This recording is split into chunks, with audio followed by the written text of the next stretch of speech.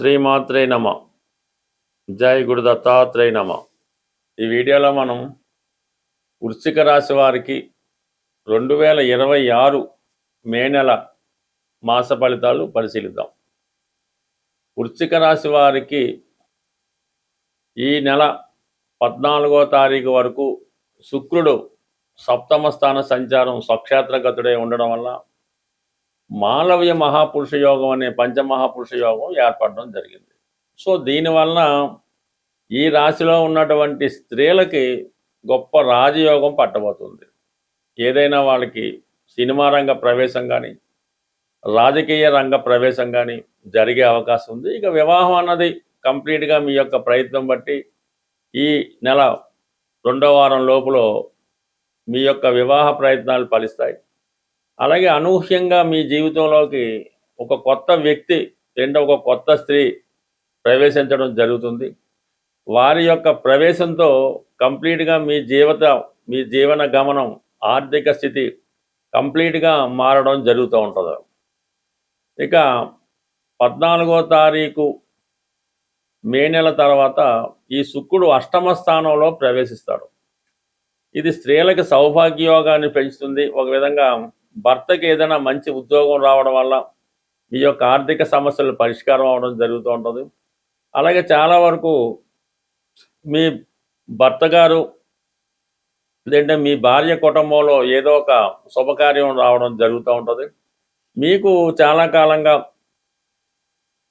వారు ఇతరులు ఇవ్వాల్సినటువంటి ధనం ఒక ఆకస్మిక ధనలాభం అనుకుందాం, ఒక స్త్రీ ధనం అనుకుందాం, లేదంటే కొన్ని లాంఛనాలు అనుకుందాం, ఇవన్నీ కూడా మీకు ఈ నెల 15వ తారీఖు తర్వాత లభించే అవకాశం ఉంది. ఎందుకంటే ఇక్కడ శుక్రుడు ధనాధిపతిగా ఉన్నటువంటి గురువుతో అష్టమంతో కలయడం అన్నది ఒక ఆకస్మిక ధనలాభాన్ని చెప్తుంది. అంటే గురువు ఉన్నప్పుడు సాధారణంగా చిట్ ఫండ్స్, ఫైనాన్స్, బ్యాంకింగ్ల ద్వారా వచ్చే అవకాశం ఉంటుంది. శుక్రుడు ఉండడం వలన అది స్త్రీల రూపంలో కానీ స్త్రీధనం కానీ పుట్టింటి వారి ధనం కూడా అయ్యే అవకాశం ఉంటుంది. సో మొత్తం మీద ధనలాభం కలుగుతుంది. ఇక ప్రధానంగా మీకు రవి దశమాధిపతిగా ఉన్నటువంటి రవి 6వ స్థానంలో ఉచ్చస్థితిలో సంచరిస్తూ ఉంటాడు ఏప్రిల్ 15వ తారీఖు వరకు. అంటే మీరు ఏదైనా ఒక ఇంటర్వ్యూకి వెళ్ళినా పూర్తిగా విజయం లభిస్తూ ఉంటుంది. ప్రభుత్వ కార్యాలయాల్లో పనులు సులభంగా జరుగుతాయి. అలాగే ఏదన్నా లావాదేవీలు, ఆర్థిక లావాదేవీలు కానీ, కోర్టు సమస్యలు కానీ, ఆఫీస్ వ్యవహారాలు కానీ, రాజకీయాలు కానీ మీదే విజయం అన్నట్టుగా మీకు అనుకూలంగా మారడం జరుగుతూ ఉంటుంది. ఇక బుధుడు కూడా అక్కడ ఉన్నాడు. మరి బుధుడు కొంతవరకు 6వ స్థానంలో ఉన్నప్పుడు కొన్ని కోర్టు సమస్యలు, కొన్ని కోర్టు చిక్కులు ఏర్పడుతూ ఉంటాయి. అయితే ఇక్కడ ఏర్పడిన బుధాదిత్య యోగం ఈ రాశిలో ఉన్నటువంటి విద్యార్థులకి అనూహ్యంగా విజయాన్ని, సక్సెస్ని తీసుకొస్తుంది. మీరు ఒక ఇంటర్వ్యూకి అటెండ్ అయినా, ఒక రిటర్న్ ఎగ్జామ్ రాసిన 100కి 100 విజయం సాధించే అవకాశం ఉంది.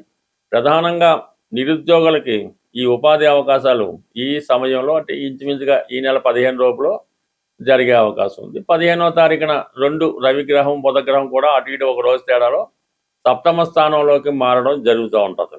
ఇది కొంతవరకు మీకన్నా మీ పార్ట్నర్స్కి, మీ జీవిత భాగస్వామికి కలిసి రావడం జరుగుతుంది. కొన్ని సందర్భాల్లో జీవిత భాగస్వామితో ఎడబాటు కూడా రావచ్చు. ఉద్యోగ కారణాల వల్ల, రాజకీయ కారణాల వల్ల, ఏదో కారణాల వల్ల కొన్ని రోజులు ఒక నెల రోజుల పాటు అటు ఇటుగా భార్యాభర్తలు చెరో చోట ఉండే అవకాశాలు ఎక్కువగా గోచరిస్తూ ఉన్నాయి. ఇక ప్రధానంగా 4వ స్థానంలో రాహు, ఇది పెద్ద మొత్తంలో స్థిరాస్తి కొనాలనే ప్రయత్నం చేస్తూ ఉంటారు. దానికి ఏదైనా ధన సమకూరే ప్రయత్నం జరుగుతూ ఉంటుంది. ఏదైనా మీకు అవకాశాలు కూడా ఆ విధంగానే రావడం జరుగుతుంటుంది. ఉన్నదానికన్నా మీ స్థాయిని మించి ఏదైనా కొనాలనే ప్రయత్నం జరుగుతూ ఉంటుంది. స్థలం మారాలనే మీ ఆలోచన ఏదైనా ఇల్లు అది మారడం అది జరిగే అవకాశం ఉంది. మరి విద్యార్థులకి విదేశ అవకాశాలు కానీ, హాస్టల్లో ఉండి చదువుకోవడం కానీ, తల్లిగారికి దూరంగా ఉండి చదువుకోవడం కానీ జరిగే అవకాశం ఉంది. అయితే కొన్ని 4వ స్థానంలో రాహు ఉన్నప్పుడు మీ మనసులో ఏముందో అది ఎవరికి అర్థం చేసుకోలేకపోతుంటారు. అలాగే మిమ్మల్ని ప్రతి వాళ్ళు అపార్థం చేసుకొని మిమ్మల్ని ఏదో విధంగా నమ్మకుండా, మీరు చెప్పినవి వినకుండా వారి ఇష్టం వచ్చిన వారు నడుచుకోవడం కూడా జరుగుతూ ఉంటుంది. అయితే పంచమంలో ఉన్నటువంటి శని భగవానుడు యాజిటీజ్గా పంచమ శని సప్తమాన్ని చూడటం వల్ల ఏదో ఒక వివాహ ప్రయత్నాలు చేస్తున్నప్పుడు చివరి నిమిషంలో ఏదో ఒక అడ్డంకి రావడం జరుగుతూ ఉంటుంది. ఇంచుమించుగా మీకు ఇది ఆత్మీయుల్ని దూరం అయ్యే అవకాశం ఉంది. ఎవరన్నా మీరు బాగా ఇష్టపడి ఫ్రెండ్షిప్గా ఉన్నా, స్నేహితులుగా ఉన్నా, ఏదో కారణాల వల్ల వాళ్ళకి వేరే అవకాశం రావడం వల్ల ఆత్మీయులు దూరం అయ్యే అవకాశం ఉంది. అలాగే వివాహ ప్రయత్నాలు వాయిదా పడే అవకాశం ఉంది. ప్రేమికుల మధ్య ఎడబాటు అంటే ఈ విధంగా వాళ్ళు ఏదో వాళ్ళకి ఉద్యోగం ఏదో రావడం, వాళ్ళు దూరం వెళ్ళటం మొదలవన్నీ జరిగే అవకాశం ఉంది. బట్ ఏదైనా వృశ్చిక రాశి వారు ఈ నెలలో కూడా ఈ స్పెక్యులేషన్, జోదం, పేకాట ఈజీ మనకి 100% దూరంగా ఉంటేనే మంచిది. పైపెచ్చి ఏదో క్రికెట్ బెట్టింగ్లు స్టార్ట్ అయ్యాయి కాబట్టి ఎక్కువగా ఈ వృశ్చిక రాశి వారు దాని మీదే ఇంట్రెస్ట్ చూపిస్తుంటారు. దయచేసి కొంత దూరంగా ఉంటే మంచిది. మనం ప్రతి నెల ఏదో పరిహారం తెలుసుకునే ప్రయత్నంలో ఎవరైతే తీవ్రమైనటువంటి ఆర్థిక ఇబ్బందుల్లో ఉన్నవాళ్ళు ఈ రెమెడీ అన్నది ప్రతి మంగళవారం చేయవలసి ఉంటుంది. అది స్వచ్ఛమైనటువంటి గోధుమ రవ్వ, కొన్ని ప్రాంతాల్లో బొంబాయి రవ్వ అంటారు, గోధుమ నూక అంటారు. మొత్తం మీద ఈ గోధుమ రవ్వ సుమారుగా ఒక 1/4 కేజీ తీసుకోవడం, దానికి సమానంగా పంచదార తీసుకొని ఒక 100 గ్రాములో నెయ్యి కలిపి, అంటే ఈ 3 నెయ్యి, గోధుమ రవ్వ, పంచదార కలిపి పొడి పొడిగా తయారు చేసి అవి మీరు చీమలకి ఆహారంగా పెట్టవలసి ఉంటుంది. అంటే ఎక్కడ తోటల్లో ఉన్న, అడవిలో ఉన్న, అలాగా పార్కులో గట్ట ఉన్నప్పుడు అవి ఈ మంగళవారం రోజు ఈ చీమలకి ఇది నైవేద్యంగానో ప్రసాదంగానో ఈ మొత్తం ఈ గోధుమతో చేసినటువంటి మిక్చరు పెట్టడం జరుగుతుంది. అదే రోజు మీరు సాయంకాలం పూట, అంటే పొద్దున్న చీమలకి వేయచ్చు, సాయంకాలం వేస్ట్ వేయచ్చు, కానీ ఈవినింగ్ పూట మాత్రం మీరు ఆంజనేయ స్వామి ఆలయాన్ని దర్శించవలసి ఉంటుంది.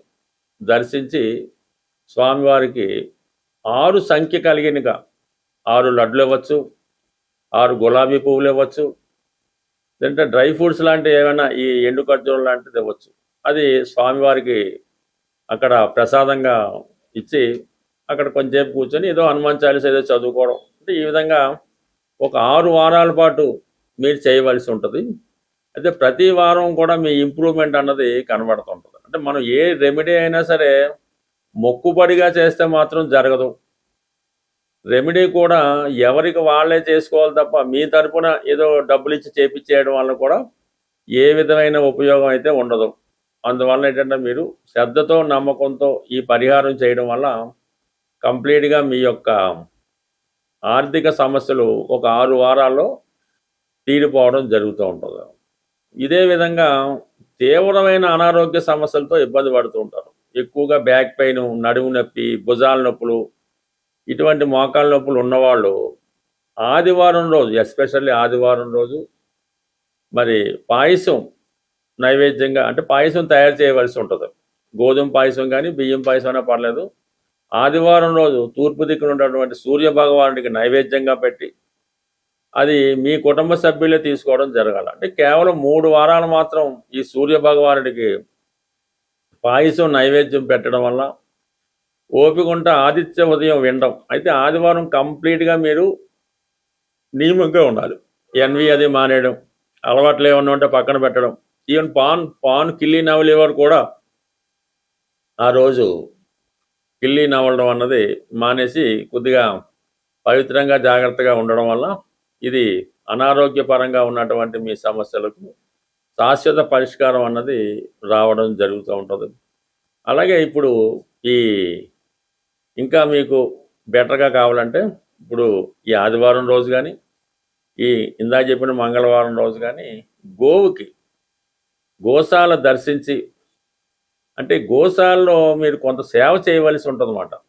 అది అక్కడ ఉన్నటువంటి శుభ్రం చేయడం, శుభ్రంగా ఆవుకి స్నానం చేయించడం, కాళ్ళకి అది అంటే గోసేవ చేయవలసి ఉంటుంది. గోవికి నచ్చే విధంగా మీరు ప్రవర్తించడం వల్ల, గోవికి కొంత ఆహారం తినిపించడం వల్ల కనీసం ఒక 40 నిమిషాలు, గంటన్నా ఆ గోశాలలో మీరు కాలం గడపడం వల్ల మీలో ఉన్నటువంటి నెగిటివ్ ఎనర్జీ లాంటిది, దుష్ట శక్తులు ఏమైనా ఉంటే అవి కంప్లీట్గా వెళ్ళిపోయి మీకు ఒక మంచి స్వచ్ఛంగా రావడం జరుగుతుంటుంది. మంచి గాలి పీల్చడం వల్ల మీకు మరి అది స్వచ్ఛతగా ఉంటుంది. అప్పుడు మీకు భగవంతుడి యొక్క అనుగ్రహం తొందరగా లభిస్తూ ఉంటుంది అన్నమాట. ఇది అంటే మిమ్మల్ని మీరు శుద్ధి చేసుకోవడం వల్ల భగవంతుడి యొక్క అనుగ్రహానికి తొందరగా రావడం, శుభగ్రహాలు మీకు అనుకూలంగా పనిచేయడం, దుష్టగ్రహాలు మీకు వ్యతిరేకంగా దూరంగా వెళ్ళడం, ఇవన్నీ జరిగే సూచనలు ఉంటాయి. కాబట్టి కంప్లీట్గా నమ్మకంతో ఈ రెమెడీ, ఇవన్నీ కూడా సూర్యుడికి సంబంధించినవే, కానీ సూర్యుడే ధనాన్ని ఇవ్వగలడు, సూర్యుడు మాత్రమే ధనం ఇవ్వగలడు. అందువల్ల ఏంటంటే మీరు ఈ విధంగా చిన్నపాటి రెమెడీ నమ్మకంతో చేసుకుంటే కంప్లీట్గా మీ యొక్క సమస్యలకి పరిష్కారం దొరుకుతుంది. స్వస్తి.